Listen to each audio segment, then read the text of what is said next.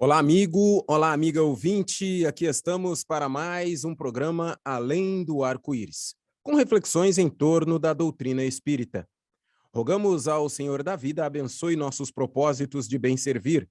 Apresentaremos mais um estudo de caso e falaremos hoje sobre a comunicação com os espíritos.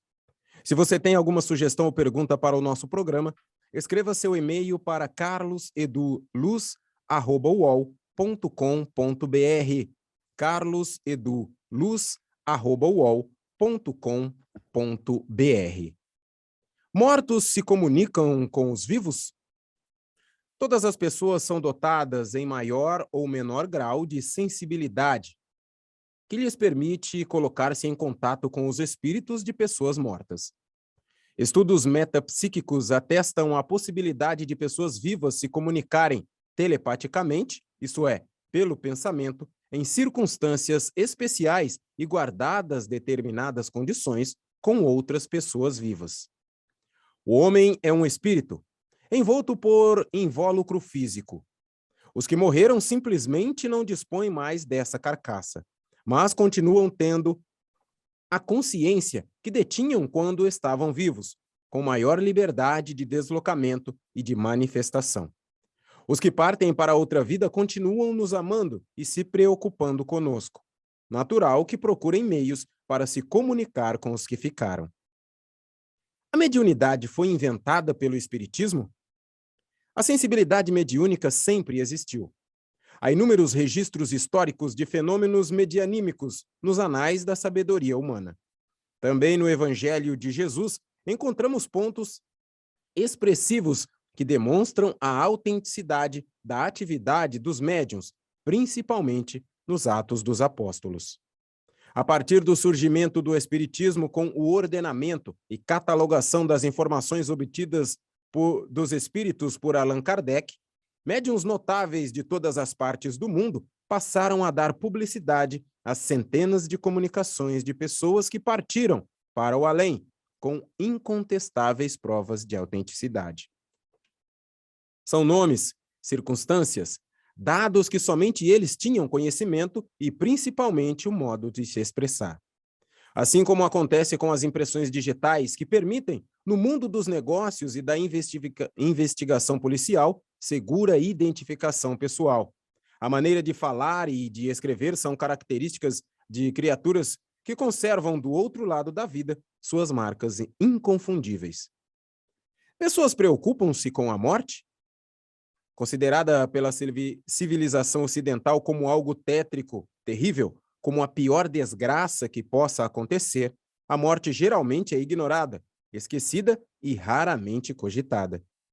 Raros são os que se preparam adequadamente, sem se preocupar de onde vieram, por que vivem e para onde vão depois da morte. Preocupam-se com o imediato e com a satisfação de suas necessidades materiais, como se nunca fossem morrer. Consideram a morte algo remoto, distante e que jamais deveria acontecer. Mas a verdade é que ela fatalmente acontece e deveria merecer nossas reflexões, preparando-nos para a morte nossa e de familiares queridos. Para discutir sobre esse assunto no programa Além do Arco-Íris de hoje, convidamos Carlos Luz e Sidney Fernandes. Sejam bem-vindos, amigos. Alô, amigos. Estamos de volta para mais um programa Além do Arco-Íris. Sempre lembrando do pioneiro deste programa, Richard Simonetti, que nos outorgou como testamento esta missão de levarmos adiante esta chama que ele por tantos anos portou, iluminando as nossas consciências. Carlos Eduardo Luz. A primeira pergunta que advém do texto que Té Oliveira acabou de ler, é muito simples. Afinal de contas, todos nós somos médiuns? Sidney. Nós sabemos, né, pelo Espiritismo, que todos nós temos uma sensibilidade mediúnica. Ou seja, todos nós, seres humanos, têm essa capacidade de perceber a realidade espiritual. inclusive até animais têm capacidade de perceber entidades espirituais, né? Então, essa resposta é afirmativa, todos nós somos. Mas acontece que nem todos têm, vamos dizer assim, antena do mesmo tamanho. Ou seja, capacidade de captar a realidade espiritual, alguns têm mais e outros têm menos.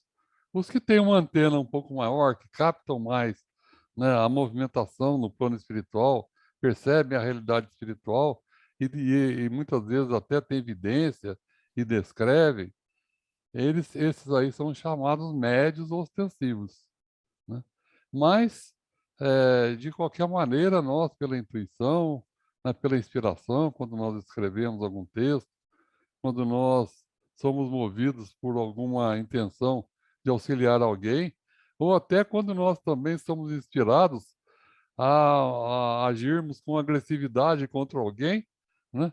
A gente está, muitas vezes, sendo médium, servindo de mensageiro, servindo, sendo até controlado, eventualmente, por entidades espirituais.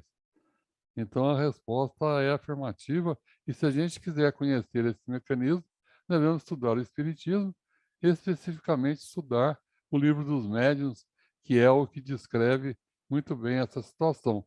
Além de textos e artigos como esse que você escreveu, que falam sobre a mediunidade em tempos atuais. Carlos, na parte do texto que eu menciono a comunicação pelo pensamento entre vivos, não sei se você está lembrado, mas foi você que me trouxe alguns elementos, subsídios, pela sua convivência com o professor Hernani Guimarães Andrade. Ele, em uma das suas obras, ele fala sobre a telepatia, inclusive detalhes, isolamento entre câmaras, para que pudesse acontecer a telepatia. Eu lhe pergunto, existem estudos científicos sobre a telepatia? Ah, com certeza, e não só existem estudos, como esses estudos, eles admitem cientificamente a existência da telepatia. Isso aí foi reconhecido por estudos dos parapsicólogos e considerando ainda que a parapsicologia ela foi aceitada pela AAA, né, American Association for Advancement of Science, que é a SBPC lá nos Estados Unidos, né, que é a Sociedade para o Progresso da Ciência deles, elas admitiram a parapsicologia como ciência. E através de estudos em que a estatística foi utilizada de maneira intensa, ela foi realmente é, descoberto, definido que a telepatia funciona. E é interessante que nesses estudos, Sidney, foi colocado, já que você citou, é, dentro das chamadas gaiolas de Faraday, que são gaiolas metálicas que isolam qualquer tipo de comunicação que poderiam chegar até o interior, né? Ondas eletromagnéticas não penetram dentro de uma gaiola de Faraday. E, os telepatas, né, nesse exercício, um deles ficava dentro dessa câmara, dessa gaiola de Faraday, e o outro ficava fora, e às vezes 100 quilômetros de distância. E eram feitos testes, então, de emissão de pensamento, passando imagens, né? Um aqui olhava uma imagem e o de lá falava que imagem que era esse que estava olhando aqui.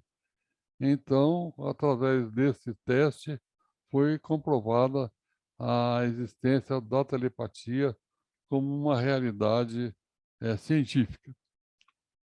Carlos, nós falamos no texto que os nossos parentes, nossos amigos, entes queridos, quando vão para o outro lado da vida, quando morrem, eles continuam se preocupando conosco, eles gostam de nós, se preocupam conosco.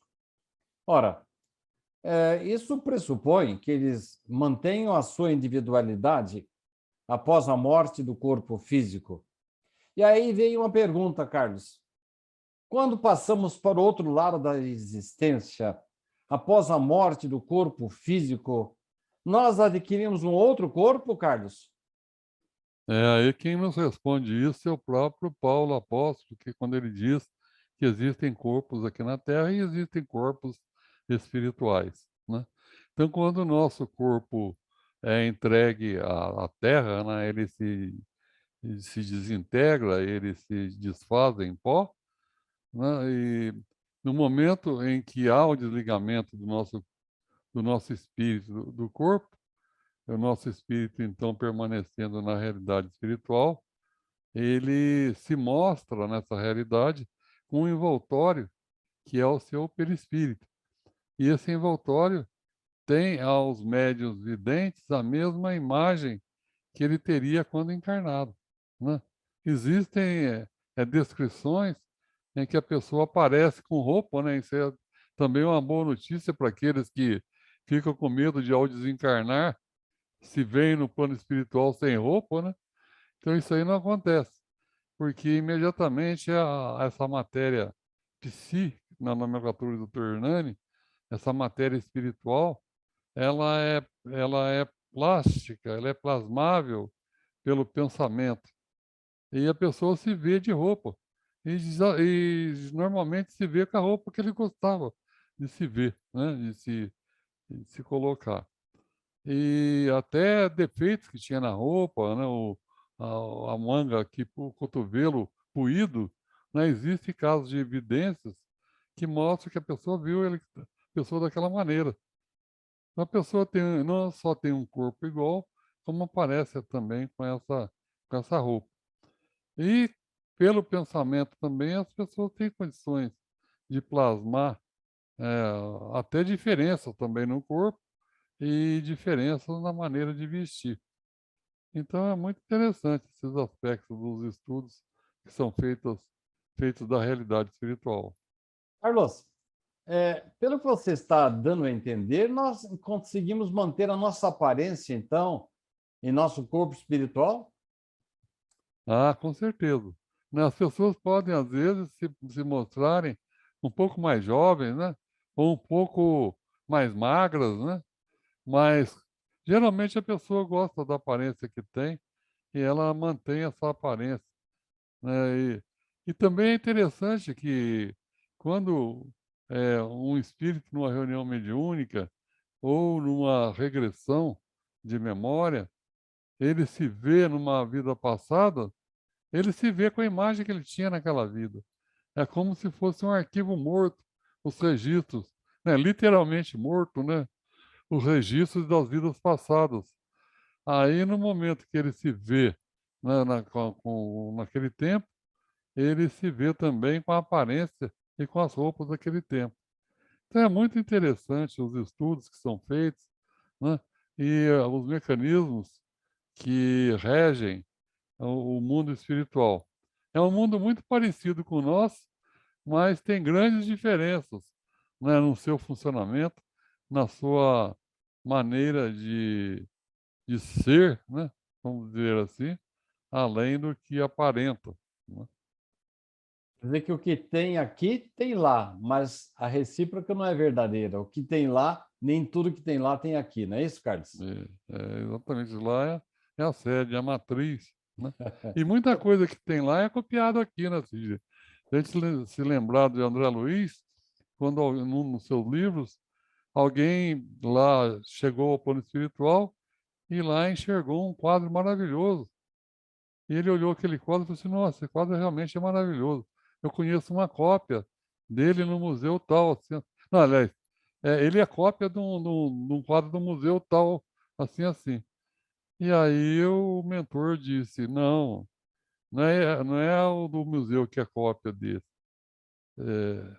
Não é esse que é cópia do museu. O museu é que é cópia desse. Né? Então a matriz está lá. Né? Tá certo. Muitas das coisas, das ideias que a gente vê e traz como originais aqui, elas já existem na realidade espiritual. Tudo Isso, isso aí é a maravilha que o Espiritismo nos permite quando estudamos a realidade espiritual, quando estudamos o mundo dos espíritos, através da literatura espírita, né, Sidney? Aliás, eu me surpreendo às vezes relendo os meus próprios livros e às vezes a estrutura dele, eu noto que ela já existia muito antes mesmo das minhas lucubrações. Ô Carlos, nós estamos chegando ao final do programa, mas eu queria fazer algumas observações e pedir uma resposta sua aí, que essa não pode falhar. Bom, primeiro que quando você falou aí das roupas que nós vamos ter, a nossa aparência lá, eu me lembrei lá de Noel Rosa, né? Que ele tinha uma música que perguntava com que roupa que eu Eu vou vou ao ao samba samba que... que você me convidou, né? Então, aí você fala que nós vamos assumir a roupa que a nossa inteligência, o nosso pensamento permitir. Muito interessante essa sua colocação. E quando você falou de Paulo, como é que Paulo, sem conhecer o Espiritismo, já falava assim, com tantos detalhes a respeito do perispírito, a respeito de detalhes que somente Kardec, séculos depois, foi nos trazer? Será que seria uma questão de mediunidade? A mediunidade de Paulo permitiu que ele tomasse contato com essas verdades com tanta antecedência? Isso significa, então, Carlos, para encerrar o programa de hoje, a mediunidade não foi inventada pelo Espiritismo? Ah, com certeza que não foi, né? Ela existe desde muito antigamente, desde dos palentropídeos nas cavernas, né? Os povos antigos, como você coloca no seu artigo, né? Os egípcios, lá no templo de Delfos, na Grécia, em que eram feitas previsões, profecias, né?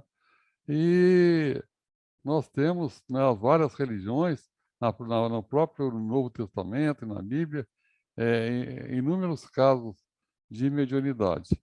Então, a mediunidade não é, como você disse, uma exclusividade do Espiritismo. O Espiritismo simplesmente estudou e mostrou os mecanismos pela qual ela opera, pela qual ela funciona.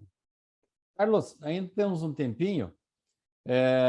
Você falou muito dos espíritos que puderam trazer, né? Nós citamos em nosso texto que os espíritos se manifestam, né?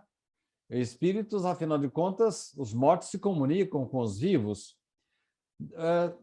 Carlos, como é que Kardec teve aquela certeza de que o que ele estava captando, coordenando, anotando, aquilo era realmente a expressão da verdade?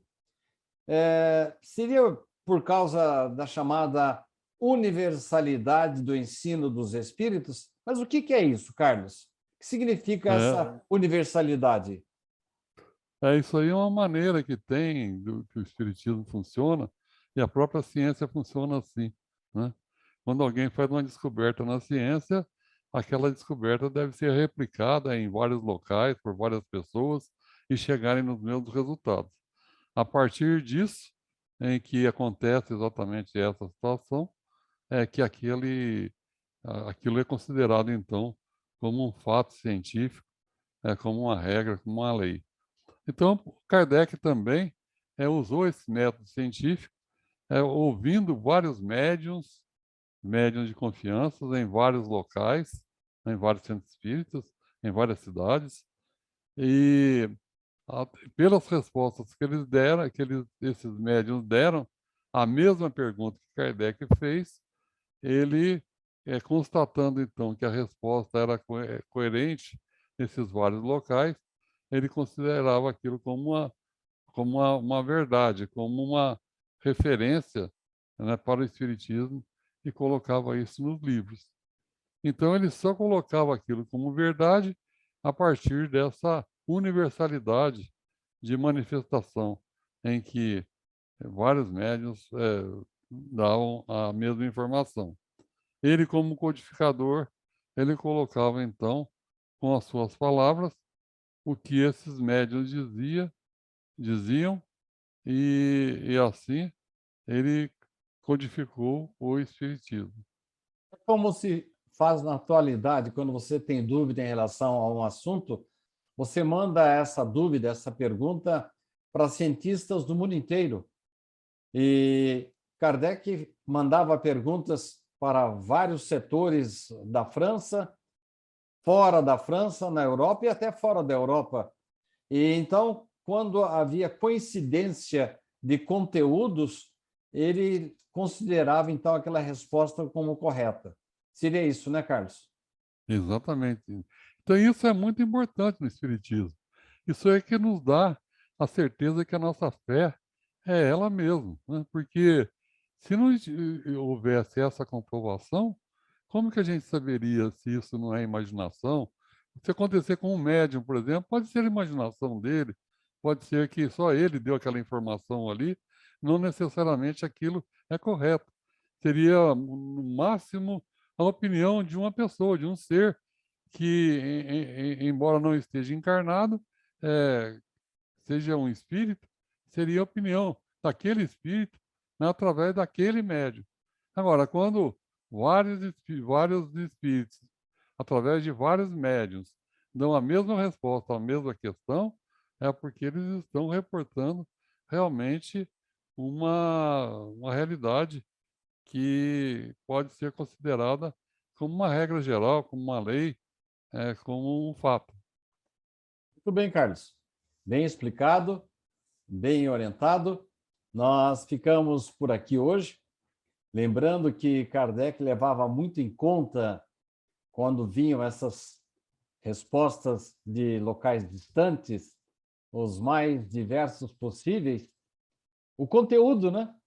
Para saber o que cada espírito estava dizendo. E pelo conteúdo, pela fala, pela escrita do espírito, chegava-se à essência das comunicações, dando autenticidade àquelas respostas, só a partir daí que ele passava a considerá-la e colocar em seus livros. Mas ficamos por aqui. Eu agradeço muito, Carlos, o seu texto e a colocação desse nosso artigo. E agora devolvo para a nossa central, com Theo Oliveira, que vai proceder ao encerramento de mais um programa Além do Arco-Íris. Obrigado, Carlos, obrigado, Sidney, e obrigado principalmente você que está aí do outro lado e nos acompanhou no programa de hoje. Que a paz de Jesus, o amor infinito de Deus e a sintonia com os bons espíritos estejam sempre conosco e estaremos juntos na semana que vem para mais um programa Além do Arco-Íris. Até lá!